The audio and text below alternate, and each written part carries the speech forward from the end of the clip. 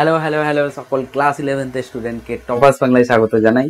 আশা করি আগের পড়ানো আগের ডেরিভেশন যেগুলো আছে তোমরা লিখে লিখে প্র্যাকটিস করেছো এবং তোমাদের সেই পার্টগুলো খুবই ক্লিয়ার হয়ে গেছে। এবার আমরা এর নতুন একটা পার্ট, নতুন একটা সেগমেন্ট, যেটা হচ্ছে গ্রহ উপগ্রহের গতি। এর আগে আমরা অভিকর্ষ ত্বরণ, মহাকর্ষ বল, তারপরে অভিকর্ষ ত্বরণ কিভাবে পরিবর্তন হয় সেগুলো কিন্তু দেখে নিয়েছি।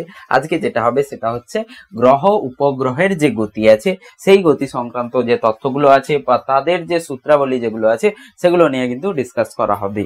ঠিক আছে, সো দেরি না করে শুরু করা যাক। সো প্রথমে হচ্ছে গ্রহ উপগ্রহের গতি। যখন আমরা ডিসকাস করব গ্রহ উপগ্রহের গতি, তখন কেপলারের নাম কিন্তু নিতেই হবে। কেপলারের সূত্র যেগুলো আছে সেই সূত্রগুলো কিন্তু আমাকে জানতে হবে।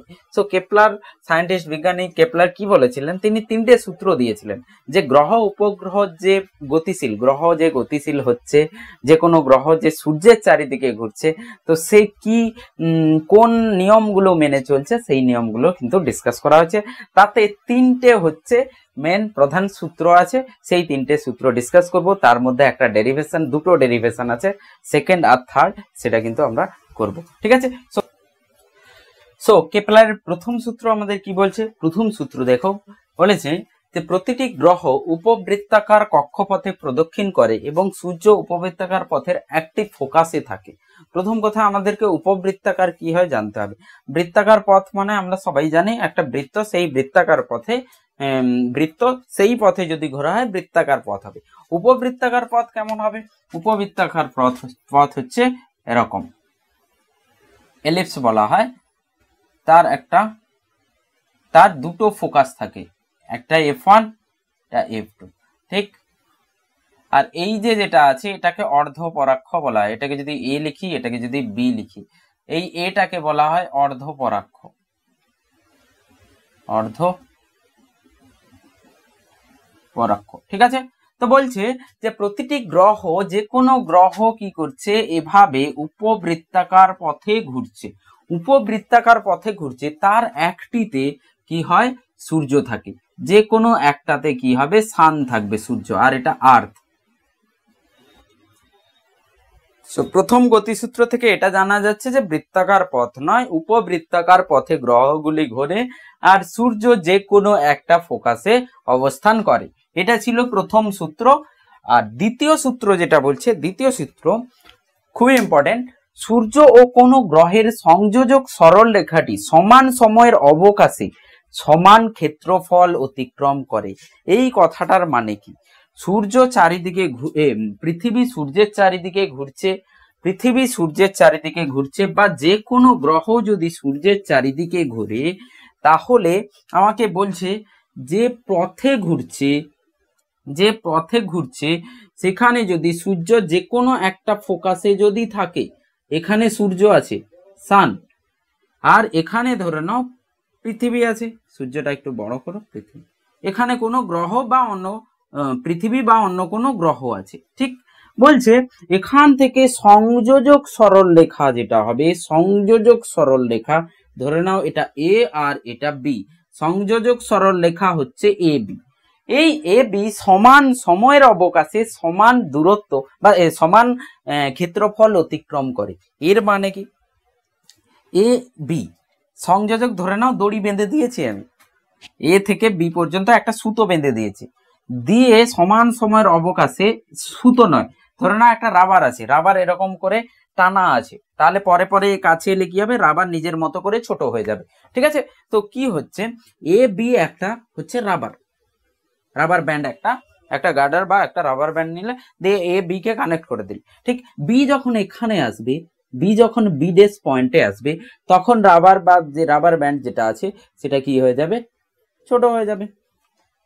বলছে এইখান থেকে এখানে যদি সময় লাগে টি সময়, বি থেকে বি ড্যাশে আসতে যদি সময় টি নেয়, সেখানে একটা ক্ষেত্রফল কিন্তু ও তৈরি করছে।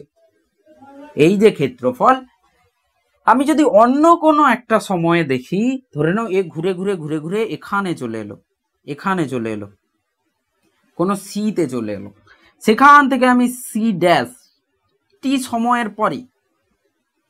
সময়ের পরে সি ড্যাশে পৌঁছে গেল।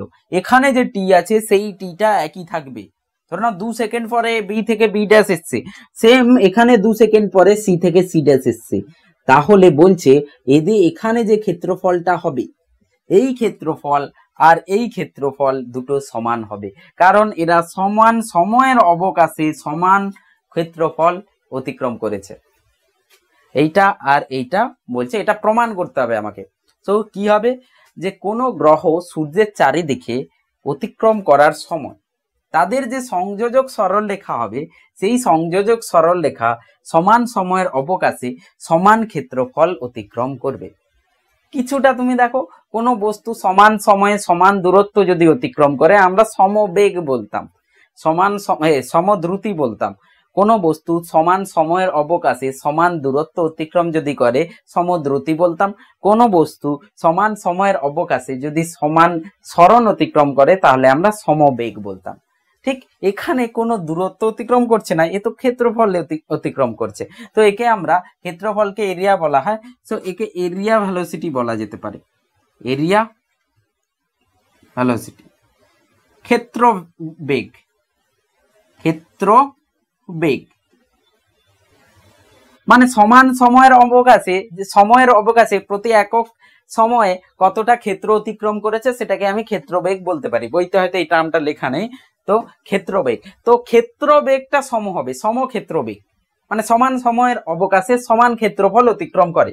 সমান সময়ের অবকাশে ইংলিশ বইগুলো বললে তুমি এরিয়া ভেলোসিটি পাবে, এরিয়া ভেলোসিটি পাবে, যে সমান সময়ে কি হবে, area velocity is constant. Area velocity constant মানে এরিয়া ভেলোসিটি ধ্রুবক, মানে ক্ষেত্রবেগ ধ্রুবক, তার মানে সমক্ষেত্রবেগ। তো কোনো বস্তু, আরেকবার বলছি, সূর্য ও কোনো গ্রহের যে সংযোজনকারী সরলরেখা থাকবে, সেই সংযোজনকারী সরলরেখাটি সমান সময়ের অবকাশে সমান দূরত্ব সমান ক্ষেত্রফল অতিক্রম করে। তো এটা আমাকে প্রমাণ করতে হবে, ঠিক আছে? এটা আমরা প্রমাণ করব। তার আগে আমি থার্ডটা বলে দিই। তৃতীয় কি বলেছে, তৃতীয় যেটা বলেছে তোমাদের বই থেকেই আমি এক্সপ্লেন করছি। তৃতীয় সূত্র বলেছে যে কোনো গ্রহ যদি সূর্যের চারিদিকে ঘুরি, সূর্যের চারিদিকে গ্রহ ঘুরছে, তার যে সময়কাল, একবার প্রদক্ষিণ করতে যে সময়কাল হয়, সেই সময়কাল সেই সময়কালের স্কোয়ার অর্ধপরাক্ষের কিউব হয়। অর্ধপরাক্ষ এ আছে, তার কিউব, মানে সময়ের ঘাত হচ্ছে অর্ধপরাক্ষের কিউব, ঘনকের সমানুপাতিক, ঠিক? তো সময়কাল অর্ধপরাক্ষের কিউবের সমানুপাতিক, সময়কালের স্কোয়ার হচ্ছে অর্ধপরাক্ষের ঘনকের সমানুপাতিক হয়। দেখে নাও বইতে লেখা আছে, কোন গ্রহের সূর্যের চারিদিকে প্রদক্ষিণকালের বর্গ সেটি অর্ধপরাক্ষের ঘনফলের সমানুপাতিক। সময়কালের বর্গ অর্ধপরাক্ষের ঘনফলের সমানুপাতিক, এটা আমরা প্রমাণ করব। এটা কিন্তু আমি আর লিখছি না, তোমাদের বইতে আছে। তৃতীয় সূত্র তোমাদের বইতে আছে। আমাদেরকে দুটো জিনিস প্রুভ করতে হবে, এক হচ্ছে দ্বিতীয় সূত্র, দুই হচ্ছে তৃতীয় সূত্র। প্রথম সূত্র তো প্রুভ করতে হবে না, কারণ জাস্ট ওটা একটা বিবৃতি যে এখানে হচ্ছে সূর্য যে কোনো একটা ফোকাসে থাকে, যদি কোনো গ্রহ সূর্যের চারিদিকে ঘোরে তো সূর্য যে কোনো একটা ফোকাসে থাকে, ঠিক আছে? তো চলো আমরা প্রুভ করি দ্বিতীয় সূত্র আর তৃতীয় সূত্র। চলো, সো কেপলারের দ্বিতীয় সূত্রের প্রমাণ কিভাবে করব? সো কেপলারের দ্বিতীয় সূত্র প্রমাণ করার জন্য আমাদের ত্রিভুজের সূত্র লাগবে, আর কিছুই লাগবে। ত্রিভুজের সূত্র কিভাবে আমরা ত্রিভুজের ক্ষেত্রফল বের করি। সো দেখো কি হবে, এখানে সূর্য আছে, কোনো গ্রহ এখানে আছে, কোনো গ্রহ আছে, বইয়ের হিসাবেই আমি টার্ম নিচ্ছি যাতে পরে বই পড়ে তুমি বুঝতে পারবে, ঠিক আছে? বই পড়তে হবে একবার। এখান থেকে এখানে পি, সো এখানে সূর্য, এখানে পৃথিবী বা অন্য কোনো গ্রহ পিতে আছে। ধরে নাও এটাকে আমি কিছু এম নিচ্ছি, এই পি থেকে বস্তু কি করেছে, টি সময়ে বা ডেল্টা টি সময়ে কোথায় পৌঁছেছে, কিউতে পৌঁছে গেছে। ডেল্টা টি সময় নিয়েছে, ডেল্টা টি সময়ে এখানে পৌঁছে গেছে, ডেল্টা টি সময়ে কিউতে পৌঁছে গেছে। এবার তুমি ভেবে দেখো, সূর্য যেখানে আছে, সূর্য থেকে এই যে গ্রহ আছে, এই গ্রহর দূরত্ব অনেক বেশি। সূর্য থেকে পৃথিবী, ধরে নাও পৃথিবী সূর্য থেকে অনেক বেশি দূরে। তো অনেক বেশি দূরে যদি হয়ে যায়, আমি এই দূরত্ব, তুমি ভেবে দেখো এই যে দূরত্বটা, যেটা আমি পি কিউ লিখছি, পি কিউ দূরত্ব আর এমপি দূরত্ব আর এম কিউ দূরত্ব, তিনটে দূরত্ব আছে আমার কাছে। সো কিউপি, এমপি আর এম কিউ। সো ভেবে দেখো এমপি আর এম কিউ হচ্ছে প্রায় কাছাকাছি ভ্যালু। এমপি আর এম কিউ, এমপি আর এম কিউ হচ্ছে গ্রহ থেকে সূর্যের যে দূরত্ব। তুমি ভেবে দেখো যদি অনেক দূরে হয়, এখান থেকে আমি এখানে একটা লাইন টানছি, দুটো পয়েন্ট কাছাকাছি নিচ্ছি, দিয়ে লাইন টানছি, ঠিক? এই বিন্দুটাকে যদি আরো দূরে নিই, তোমার মনে হবে না যে এর যে দূরত্বটা আছে, এই দূরত্বের সাপেক্ষে পি কিউটা অনেক ছোট। এমপি আর এম কিউর সাপেক্ষে পি কিউটা অনেক ছোট, আর আমি এমপি আর এম কিউকে সমান ধরতে পারি। এমপি আর এম কিউকে প্রায় আমি সমান ধরতে পারি, কারণ অনেক দূরে আছে এরা অনেক দূরে আছে। সো এই দূরত্বটাকে আমি প্রায় সমান আমি ধরতে পারি, ঠিক আছে? তো তাহলে এমপি এম কিউ আমি এখানে একটা এ ফেলবো, ধরে নাও এমপি আর এম কিউ যেটা হবে সেটাকে আমি লিখতে পারি, যে কোনো যদি এ থাকে, থিটা থাকে, এটা আর থাকে, তার যে এ থাকে এস, বৃত্তচাপ, আর্ক লেন্থ, সেই এসটা হয়ে যায় আর থিটা, সেই এসটা হয়ে যায় আর থিটা। তো তুমি এইখানে দেখে নাও, এখানে আমি যদি আর ধরি এটাকে, এখান থেকে দূরত্ব আর, সো কিউপির যে ভ্যালুটা হবে সেটা হবে আর ডেল্টা থিটা। এইটা হচ্ছে ডেল্টা থিটা। এখানে থিটা ছিল, এখানে ডেল্টা থিটা আছে, সো আর ডেল্টা থিটা হয়ে যাবে। এবার কথা হচ্ছে স্যার ডেল্টা থিটা কি হবে? ডেল্টা থিটা হচ্ছে এই এ ওমেগাতে ঘুরছে, ঠিক? এর যে কৌণিক বেগ আছে সেটা ওমেগা, ওমেগা ধরছি আমি, এর যে কৌণিক বেগ আছে সেটা ওমেগা। কৌণিক বেগ যদি ওমেগা হয় তাহলে ডেল্টা থিটা হয়ে যাবে, থিটা হয়ে যায় ডেল্টা থিটা বাই ডেল্টা টি। দেখে নাও কৌণিক বেগ হয়ে যাবে, আমি এখানে লিখছি, কৌণিক বেগ হয়ে যাবে ডেল্টা থিটা বাই ডেল্টা টি, ঠিক? প্রতি একক সময়ে কত কৌণিক সরণ হয়েছে, কৌণিক সরণ তো ডেল্টা থিটা, তাহলে omega delta theta by delta T. So delta theta হয়ে যাবে delta theta equals to omega delta T. So delta theta omega delta T, ওখান থেকে আমি কিউপির ভ্যালু লিখতে পারবো আর ডেল্টা থিটা, সেটা হচ্ছে আর ওমেগা ডেল্টা টি, এটাই হবে আমার কিউপি। সো আর ওমেগা ডেল্টা টি কিউপি হবে। এবার তুমি ভেবে দেখো এম পি কিউকে আমি একটা ত্রিভুজ ধরতে পারি, এম পি কিউকে একটা ত্রিভুজ ধরতে পারি, এখানেই আমি সেটা লিখছি, এমন একটা ত্রিভুজ যেটা হচ্ছে এম এটা, আর এমপি আর এম কিউ হচ্ছে প্রায় সমান, তাহলে আমি বলতে পারি সমদ্বিবাহু ত্রিভুজ হচ্ছে এটা, সমদ্বিবাহু ত্রিভুজ।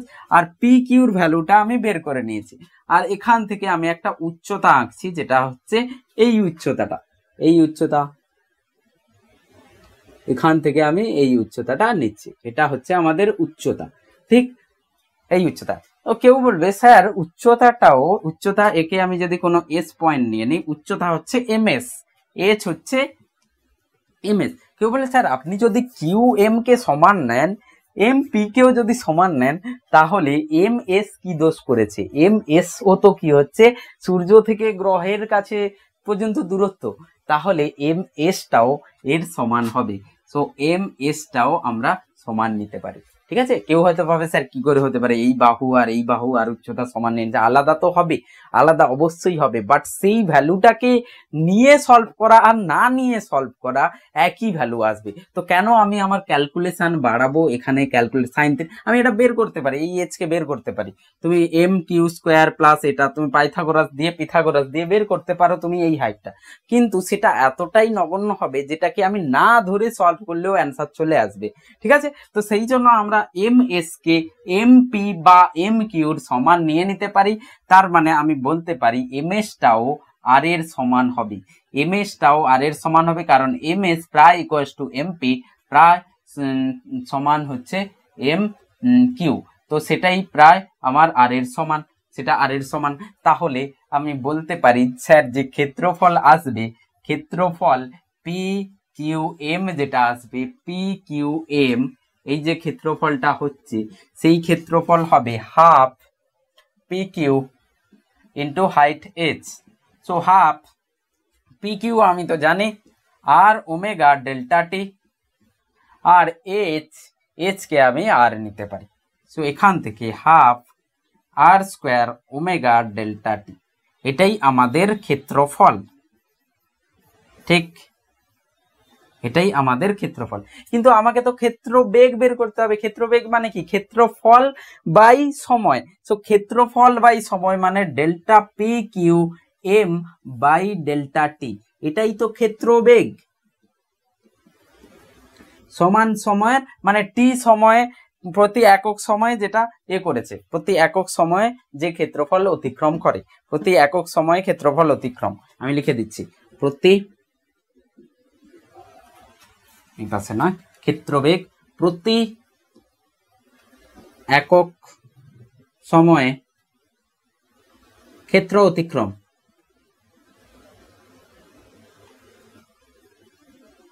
তো ক্ষেত্রবেগ বলতে পারি। তো সেই ক্ষেত্রবেগ তাহলে কত চলে আসবে? সেই ক্ষেত্রবেগ আসছে আমাদের, এইখানে লিখছি, এটাকে সরিয়ে নি, থিটা এস আর থিটা হয়ে যায়। এটা যদি আর হয় তাহলে এখানে আমি delta P Q M by delta T যেটা হয়ে যাবে সেটা হয়ে যাবে half R square omega, half R square omega, এটাই হয়ে যাবে ক্ষেত্রবেগ। এবার আমাকে প্রমাণ করতে হবে এই যে আর স্কোয়ার ওমেগাটা আছে এটা ধ্রুবক হবে, আর স্কোয়ার ওমেগাটা ধ্রুবক হবে, সেটা আমাকে বুঝতে হবে। সো এটা কি করে বুঝবো? আমাদের কাছে তোমরা চ্যাপ্টারে পড়েছো, এর আগের ফার্স্ট সেমিস্টারে পড়েছো কৌণিক ভরবেগ। কৌণিক ভরবেগ বলে একটা নাম পড়েছি আমরা, কৌণিক ভরবেগ। ঠিক, এবার আমাদের এমসিকিউতে এমনও একটা কোশ্চেন ছিল যে গ্রহ উপগ্রহ যখন করে প্রদক্ষিণ করে সূর্যের চারিদিকে, কোন রাশিটি ধ্রুবক থাকে? তো সেখানে কৌণিক বেগ লেখা ছিল, কৌণিক ভরবেগ লেখা ছিল, তো এভাবে করেছিল। তো অ্যান্সার ছিল কৌণিক ভরবেগ। কোন গ্রহ উপগ্রহ যখন ঘুরছে তাদের কৌণিক ভরবেগ ধ্রুবক থাকবে, কারণ এখানে কোনো টর্ক লাগছে না। কেন? কোনো বাইরে থেকে কোনো টর্ক প্রদান হচ্ছে না। এখানে যা কিছুই বল লাগছে সূর্য আর পৃথিবীর মধ্যে লাগছে। সূর্য পৃথিবীর মধ্যে যদি ভর লাগে, সেই ভর হচ্ছে তাদের নিজের দিকে লাগছে। আমি যদি সূর্য আর পৃথিবীকে একটা সংস্থা ধরি, এই এফ কেটে যাবে। ঠিক, তাহলে কোনো বল লাগছে না, কোনো টর্কও লাগছে না। তো টর্ক যদি না লাগে, স্যার আমরা তো জানি টর্ক ডিএল বাই ডিটি হয়, যেমন বল ডিপি বাই ডিটি হয়। রৈখিক ভরবেগের পরিবর্তন প্রযুক্ত বল, কৌণিক ভরবেগের পরিবর্তন টর্ক। সো কৌণিক ভরবেগ যদি থাকে, টর্ক যদি ধ্রুবক থাকে তাহলে টর্ক যদি 0 হয় তাহলে কৌণিক ভরবেগ ধ্রুবক হবে। সো টর্ক 0, তো এল ধ্রুবক। সো এবার আমাকে দেখতে হবে এল কিভাবে আসবে। সো দেখো এইখানে ওমেগা আছে। সো এল যেটা হয়, এটাকে আমি একটু মুছে দিচ্ছি, এল যেটা হয় সেই এল হয়ে যাবে এম ভি আর। এম ভি আর হচ্ছে আমাদের টর্ক, এম হচ্ছে ভর, ভি হচ্ছে ওই সময়ের বেগ, আর হচ্ছে যার চারিদিকে ঘুরছে, যাকে প্রদক্ষিণ করে ঘুরছে তার দূরত্ব। ঠিক আছে, আর এম ভি আর সাইন থিটা হয়। কিন্তু যেহেতু এই আর সবসময় এই যে ভি আছে সবসময় স্পর্শক বরাবর হবে, স্পর্শক বরাবর হলে এম ভি আর সাইন 90 আমি লিখে নেব। আর এর সঙ্গে স্পর্শক হলে, আর এর সঙ্গে লম্বতে হবে, এই যে ভিটা এখানে হবে, এখানে ভিটা যেটা হবে সেটা আর এর সঙ্গে স্পর্শকে হবে। তো এম ভি আর সাইন 90, তাহলে আমার এল হয়ে যাবে এম ভি আর। এবার কেউ বলবে স্যার আমরা তো এটাও পড়েছি M V R equals to omega R. So তাহলে L equals to M omega into R, আবার একটা আর, তার মানে এম ওমেগা আর স্কোয়ার। ঠিক, তো তুমি দেখবে স্যার উপরে এম ওমেগা আর স্কোয়ার আছে, এখানেও ওমেগা আর স্কোয়ার আছে। তাহলে এটা একটা সূত্র, প্রথম আর দ্বিতীয় মিলিয়ে আমরা কি পাই দেখো, এখানে লিখছি প্রথম আর দ্বিতীয় থেকে, ফার্স্ট আর সেকেন্ড থেকে আমরা পাবো ওমেগা স্কোয়ার মানে delta P Q M by delta T equals to, এখান থেকে ওমেগা আর পেয়ে যাব এল বাই এম পেয়ে যাব omega R square. So half omega R square, সেই ওমেগা স্কোয়ার হয়ে যাবে এম বাই এল, তাহলে এম বাই 2l ফাইনালি চলে আসবে। এল বাই এম, তাই তো? সো এল বাই এম যদি পাওয়া যায়, এল বাই 2m আসবে। ঠিক, এটাই আমার ক্ষেত্রবেগ, এটাই হচ্ছে আমাদের ক্ষেত্রবেগ।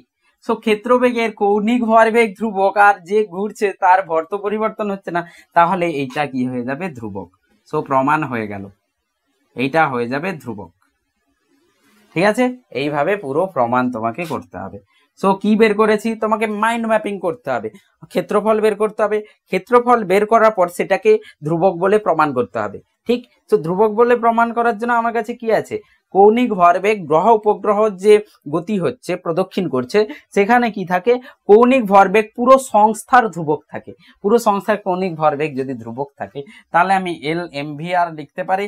এম ভি আর যদি আমি লিখি, তাহলে এখান থেকে দেখতে পাচ্ছি যে omega R square L by M হচ্ছে। সো কৌণিক ভরবেগ ধ্রুবক থাকলে, এম ধ্রুবক থাকলে ক্ষেত্রবেগ ধ্রুবক হয়ে যাবে। তো এটাই হচ্ছে এর প্রমাণ। সো দ্বিতীয় সূত্র প্রমাণ হয়ে গেল।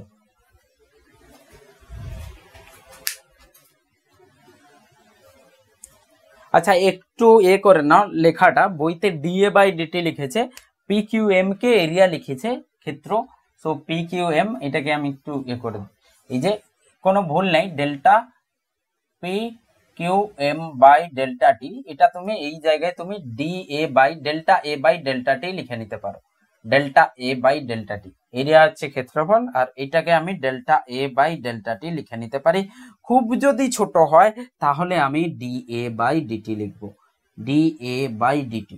সো যদি ক্ষুদ্র হয় তাহলে ডি এ বাই ডিটি, তার মানে আমি এটাকে ডি এ বাই ডিটি লিখতে পারি, কারণ এই পি কিউটা ক্ষুদ্র আছে। ঠিক আছে, পি কিউটা ক্ষুদ্র আছে, তাহলে আমি ওটা লিখতে পারি।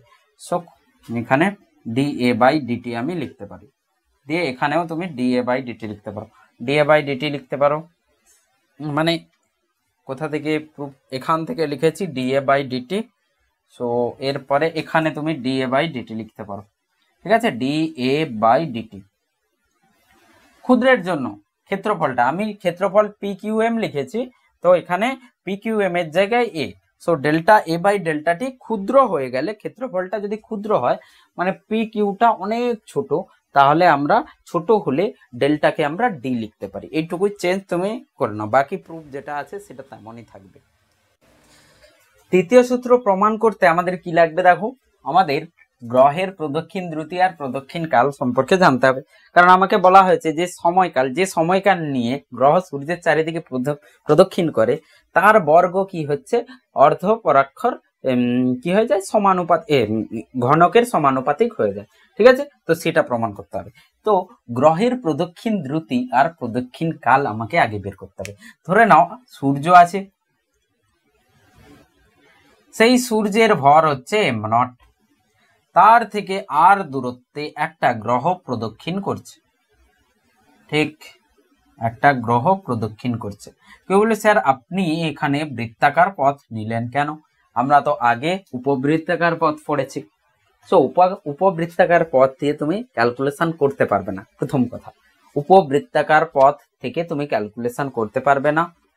সো আমাদের সিলেবাসে যেই এক্সটেন্ট পর্যন্ত আমাদের সিলেবাসে আছে, সেখানে আমরা বৃত্তাকার পথ ধরে সলভ করব। অ্যাকচুয়ালি প্র্যাকটিক্যাল কেসে কি হয়, আমরা এই থিওরি জানার পরে কি হয়, প্র্যাকটিক্যাল কেসে এগুলোতে চেঞ্জ করে আমরা উপবৃত্তাকার, মানে প্র্যাকটিক্যাল রিয়ালিটিতে তুমি কি করছো, একটা কৃত্রিম উপগ্রহকে কি করছে, সূর্যের মানে বসাতে কোনো কক্ষতে তুমি ঘোরাতে চাইছো। ঠিক আছে, তো সেখানে তুমি উপবৃত্তাকার পথ যদি বানাতে চাও, সেটা তোমার কিভাবে বানাতে পারে তার। ঠিক, কিন্তু আমাদের ক্যালকুলেশন ওয়াইজ আমরা কি করব, আমরা বৃত্তাকার পথে ক্যালকুলেট করব। আমাদের সিলেবাসে বৃত্তাকার পথ ধরেই কিন্তু করা আছে। ঠিক আছে, উপবৃত্তাকার পথ হলে আমরা সলভ করতে পারবো না, অনেক বেশি কমপ্লিকেট হয়ে যাবে, অনেক ম্যাথমেটিক্স লাগবে, কম্পিউটার লাগবে, সবকিছু বেস্ট করে কিন্তু তোমার প্রুফ হবে।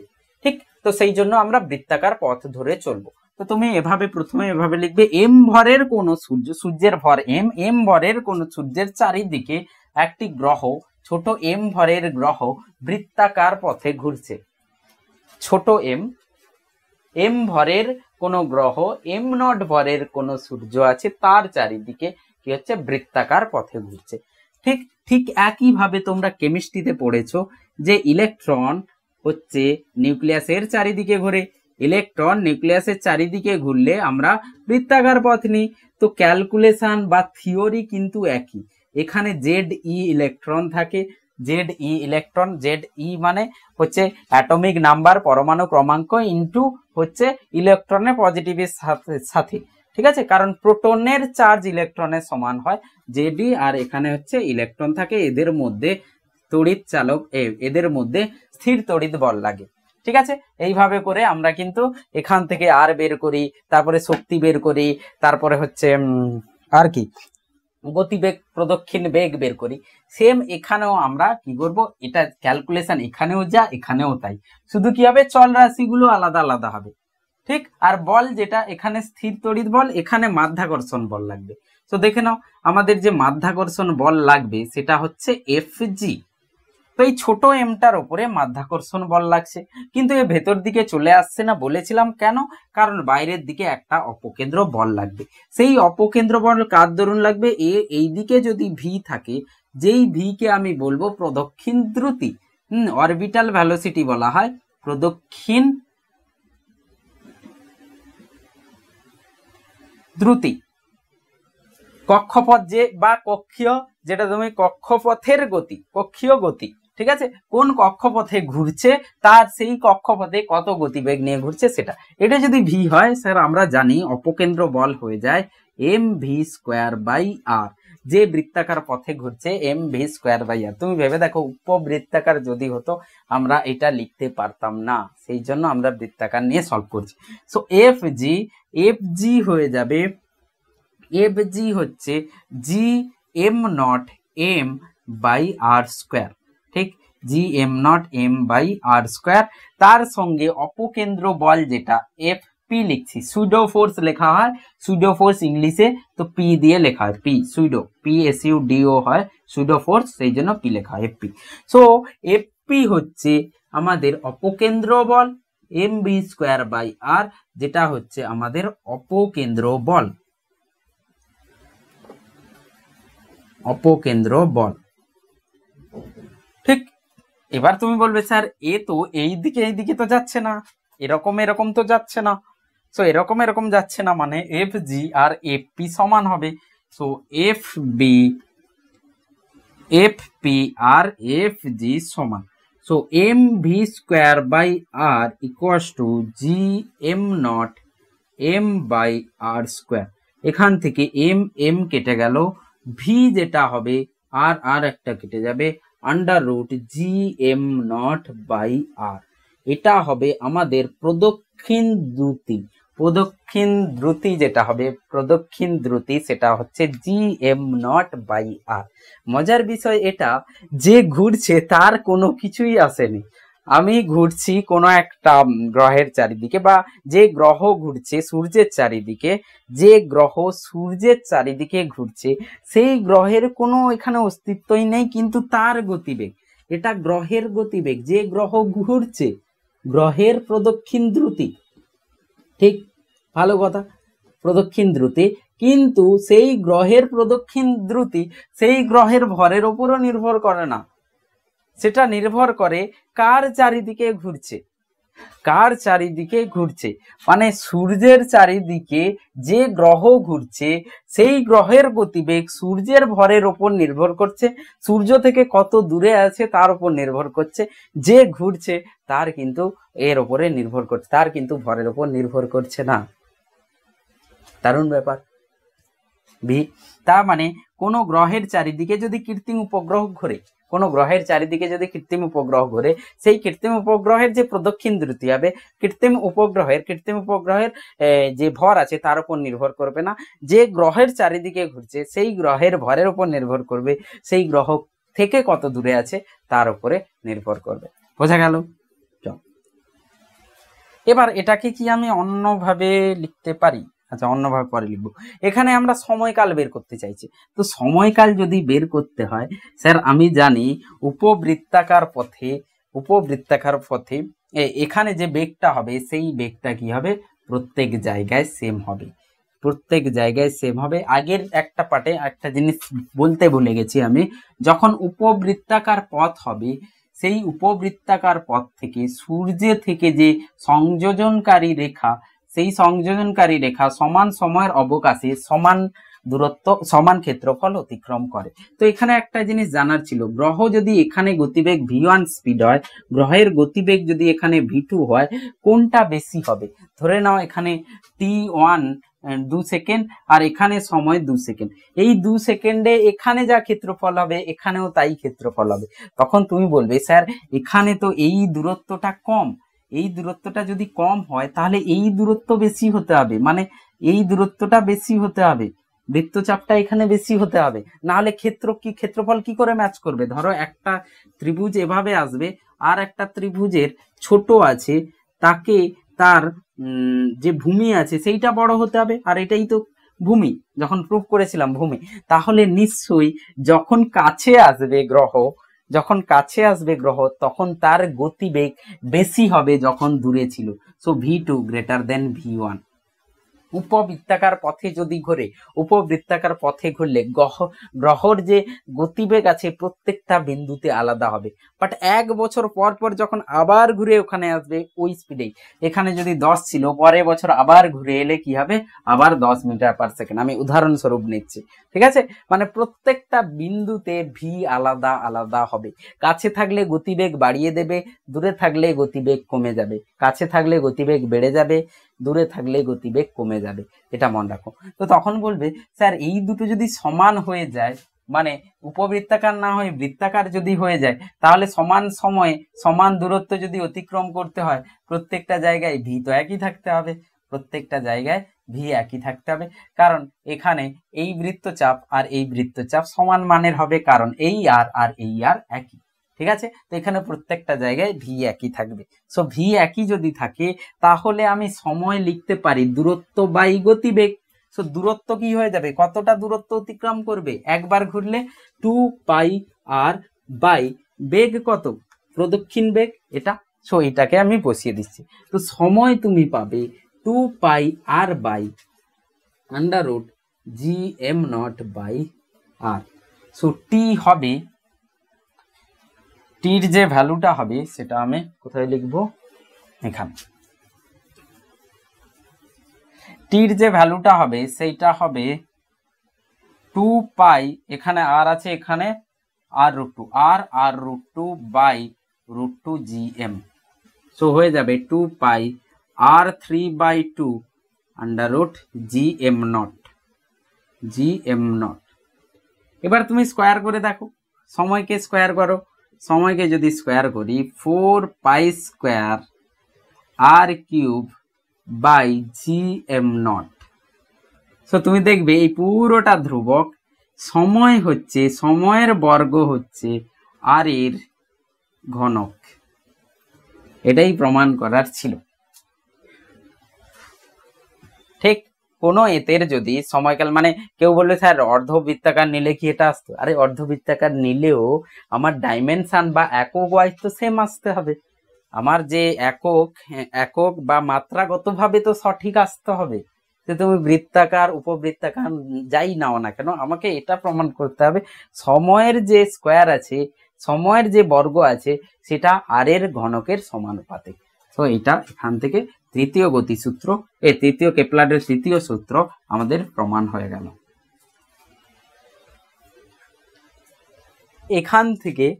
এখান থেকে আমরা কতগুলো কনক্লুশন বের করতে পারবো। কি আমরা এখান থেকে কনক্লুশন বের করতে পারবো? যে গ্রহ ঘুরছে সেই গ্রহের প্রদক্ষিণ দ্রুতি নির্ভর করছে না ওই ভরের নিজের ভরের ওপরে, সেটা নির্ভর করছে যার চারিদিকে প্রদক্ষিণ করছে তার ভরের উপরে। দ্বিতীয়, কোনো গ্রহ প্রদক্ষিণ করলে সেই প্রদক্ষিণ কালও ওই ভরের উপরে নির্ভর করছে না, গ্রহের নিজস্ব ভরের উপর নির্ভর করছে না, কার উপরে নির্ভর করছে? যার চারিদিকে প্রদক্ষিণ করছে তার ভরের উপর নির্ভর করছে। তার মানে ভর, সময়কাল, কোনো গ্রহ প্রদক্ষিণ করছে কক্ষপথে, সেই গ্রহের প্রদক্ষিণ গতি বা দ্রুতি, প্রদক্ষিণ সময় ওই গ্রহের ভরের উপরে নির্ভরশীল নয়। কে বলবে স্যার ভি যদি এটা হয়, ভি যদি না নির্ভর করে, তাহলে আমাদের কৌণিক ভরবেগ যেটা আছে, কৌণিক ভরবেগ এল, এম ভি আর, সেই এম এ হ্যাঁ, তো কৌণিক বেগ, কৌণিক ভরবেগ বলছি, কৌণিক বেগ ভি যদি এটা হয়, কৌণিক বেগ হয়ে যাবে omega V by R, V equals to omega হয়, omega V equals to omega R. So কৌণিক ভর যেটা, কৌণিক বেগ যেটা হবে, সেই কৌণিক বেগও নির্ভর করবে না ভরের উপরে। তার মানে কোনো গ্রহের কৌণিক বেগ, কোনো গ্রহের প্রদক্ষিণ বেগ, কোনো গ্রহের প্রদক্ষিণ কাল ওই গ্রহের ভরের উপর নির্ভরশীল নয়। তাহলে এখান থেকে একটা মজার বিষয়, মানে দারুণ একটা জিনিস এসছে, যে যার চারিদিকে ঘুরছে সেই গ্রহের ভর, সেই যার চারিদিকে ঘুরছে সেটা সেই বস্তু বা সেই সূর্য ধরে নাও, তার ভর আমরা কিন্তু সহজে বের করতে পারবো এখান থেকে। কি করে? দেখো কি করে বের করতে পারি। আমরা যদি সূর্যের ভর বের করতে চাই, তো সূর্যের ভর যদি বের করতে চাই, এটা ধরে নাও পৃথিবী, আমি এগুলো মুছে দিচ্ছি, এটা ধরে নাও পৃথিবী, পৃথিবী। তো সূর্য পৃথিবী আমরা জানি কতদিনে একবার ঘোরে, আমরা জানি পৃথিবী কতদিনে একবার ঘোরে, 365 ডেজ, মানে সময় হচ্ছে 365 ডেজ। তো একে আমি 365 ইন্টু 24 ঘন্টা, মানে 24 ইন্টু 3600 সেকেন্ড, 24 ইন্টু 3600 সেকেন্ড। তো সময় হচ্ছে এত সময়, এত সেকেন্ডে কি হচ্ছে, পৃথিবী সূর্যের চারিদিকে প্রদক্ষিণ করে। তো টি আমি যদি পেয়ে যাই, আর আমি যদি জানি সূর্য থেকে পৃথিবীর যে আর হয়, সেটা হয়ে যায় 15 ইন্টু 10⁻10 এর অ্যারাউন্ডের মতো। সো আর আমি পেয়ে গেছি, সময় পেয়ে গেছি, এই যে সময়, সময় বলছি, হ্যাঁ সময় পেয়ে গেছি, আর পেয়ে গেছি, সময় পাবো, আর পাবো, জির ভ্যালু আমি জানি, ঠিক এই যে কোথায় আছে, এই যে এই ফর্মুলাতে যাচ্ছি, আমি সময় জানি, এই সময় জানি, আমি আর জানি, আমি জি জানি, তাহলে এখান থেকে তো আমি এম বের করতে পারবো। সূর্যের এম আমি যদি বের করতে চাই, তাহলে দেখো 4π² by GT² into R cube. দেখে নাও, পাইয়ের ভ্যালু জানি, জির ভ্যালু জানি, সময়ের ভ্যালু জানি, আর এর ভ্যালু জানি। তো তোমরা এটা বসিয়ে সূর্যের কি বের করতে পারো, ভর বের করতে পারবে। ঠিক আছে। তো কেউ বলবে স্যার সূর্য আর পৃথিবীর জন্য এটা এই যে ক্যালকুলেশন আছে, সেই সূর্য আর পৃথিবীর মধ্যে ক্যালকুলেশনটা তো কৃত্রিম উপগ্রহেরও সমান হবে। ধরে নাও পৃথিবীর চারিদিকে সূর্য ঘুরছে, কৃত্রিম উপগ্রহ বা উপগ্রহ, ঠিক। তো এটা যদি গ্রহ হয়, গ্রহ এর চারিদিকে যে উপগ্রহ ঘুরছে, পৃথিবী আর এটা হচ্ছে চন্দ্র। তো চন্দ্র যদি পৃথিবীর চারিদিকে ঘোরে, তার জন্য যে ভিটা হবে, সেই ভিটাতে এমটা কি হয়ে যাবে, পৃথিবীর হয়ে যাবে। যে কেন্দ্রে থাকবে, যাকে কেন্দ্র করে প্রদক্ষিণ করা হবে, মেন কনসেপ্ট হচ্ছে এটাই, যাকে কেন্দ্র করে প্রদক্ষিণ করা হবে তার ভর থাকবে, যাকে কেন্দ্র করে প্রদক্ষিণ করা হবে তার ভর থাকবে। আর তার থেকে দূরত্ব কত, এখানে সূর্য পৃথিবী ছিল, সো এখানে এমটা সূর্যের হবে, এখানে চন্দ্র আছে, পৃথিবী আছে, এখানে যেটা ভরটা হবে সেটা পৃথিবীর হবে। তো পৃথিবী, চন্দ্র যদি পৃথিবীর চারিদিকে ঘুরে, কত দিনে ঘুরে সেটা জানতে পেরে যাই, আর পৃথিবী থেকে চন্দ্রের দূরত্ব যদি জেনে যাই, তাহলে আমি পৃথিবীর ভর বের করে নিতে পারবো। ঠিক আছে, পৃথিবী যে কেন্দ্রে থাকবে তার ভর বের করে নিতে পারবো। তো চন্দ্র পৃথিবীর চারিদিকে কত দিনে ঘোরে, প্রায় 27 দিনে ঘোরে, প্রায় 27 দিনে ঘোরে। তাহলে 27 ইন্টু 24 ঘন্টা ইন্টু 3600, ঠিক। এটা সময়কাল। এই যে দূরত্ব হয়, প্রায় হয়ে যায় 3 ইন্টু 84, মানে 4 ধরে নিতে পারো, ইন্টু 10⁸ মিটার হয়। এর যে দূরত্ব হয়, এর যে দূরত্ব আছে সেই দূরত্ব এটা হয়। এবার দেখো একই ফর্মুলা আমি কাজে লাগাবো, একই ফর্মুলা, T² = 4π² GM, এটা এবার পৃথিবীর হয়ে যাবে, আর্থ হয়ে যাবে, বাই আর কিউব, পৃথিবী থেকে চন্দ্রের দূরত্ব। তো এটা হচ্ছে ফর্মুলা। সো একই কনসেপ্ট, আমরা সূর্য আর পৃথিবী যে ঘুরছে, পৃথিবী সূর্যের চারিদিকে ঘুরছে, সেই কনসেপ্ট আমরা চন্দ্র পৃথিবীর চারিদিকে ঘুরছে, বা যে কোনো কৃত্রিম উপগ্রহ ঘুরছে পৃথিবীর চারিদিকে, সেটা কিন্তু আমরা একই কনসেপ্ট লাগবে। ঠিক আছে, তো তো এখানেই থাকবে। এরপরে আমরা পরের ভিডিওতে আমরা গ্রহ উপগ্রহের আরো যে মুক্তি বেগ সেগুলো নিয়ে আলোচনা করব। সো পড়তে থাকো, লিখতে থাকো, লিখে লিখে পড়তে থাকো, দেখবে মনে থাকবে। একটাই কথা আমি সবসময় বলছি, তো তুমি দেখো, লিখে লিখে পড়ো, দেখবে তোমার মনে থাকবে এবং এক্সামে গিয়ে সহজেই লিখতে পারবে। Thank you.